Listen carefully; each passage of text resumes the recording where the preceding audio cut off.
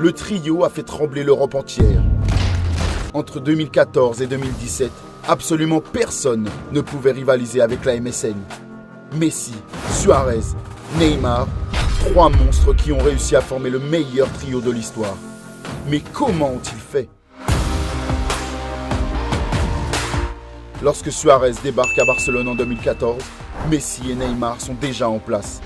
L'Argentin et le Brésilien sont très performants, mais leur relation avec Alexis Sanchez n'est pas optimale. L'arrivée de Suarez va tout changer. Naturellement, les 3 joueurs affichent des caractéristiques très complémentaires. C'est simple, ils peuvent tout faire à eux 3. Jeu en profondeur, jeu en pivot, combinaison, exploit personnel. Leur palette est très large et aucun adversaire ne peut les arrêter. Mieux, Messi, Suarez et Neymar nouent rapidement une profonde amitié. Le trio se côtoie en dehors du football et cela se ressent forcément sur les terrains. Aujourd'hui, je peux dire que nous sommes devenus amis. Et quand cela arrive dans le football, vous avez encore plus envie d'aider vos coéquipiers pendant les matchs. Pourtant, leur amitié est loin d'être évidente. Étant 3 joueurs sud-américains rivaux, c'est quelque chose de très difficile à accomplir. Et pourtant, nous avons développé un lien très fort. Un cauchemar pour Jorge Sampaoli, entraîneur du FC Séville en 2016. L'amitié entre Léo, Neymar et Suarez est la pire chose qui soit arrivée au football. Pourquoi ? Parce que le Barça est devenu imbattable. Messi est capable de remporter un match à lui tout seul. Alors si vous ajoutez en plus Suarez et Neymar, c'est inestimable. La FIFA devrait l'interdire.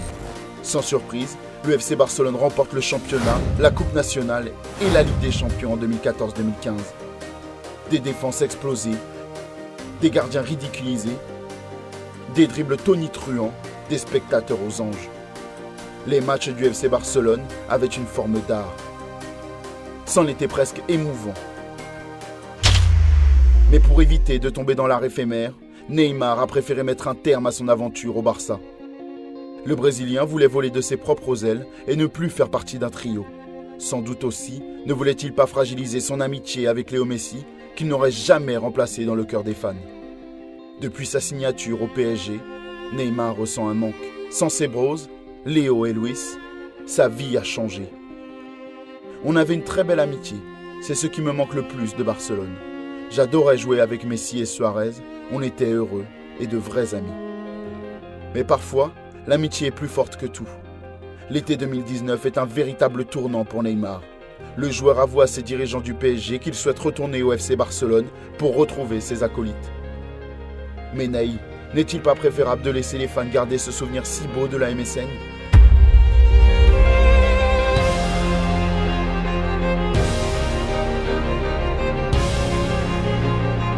Se souvenir d'un trio encore plus magique que celui formé par Ronaldo, Ronaldinho et Rivaldo.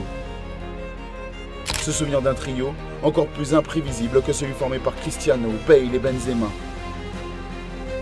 Se souvenir d'un trio encore plus iconique que celui formé par Van Basten, Gullit et Rijkaard. Mais les vrais fans de football n'oublieront jamais à quel point la MSN était parfaite.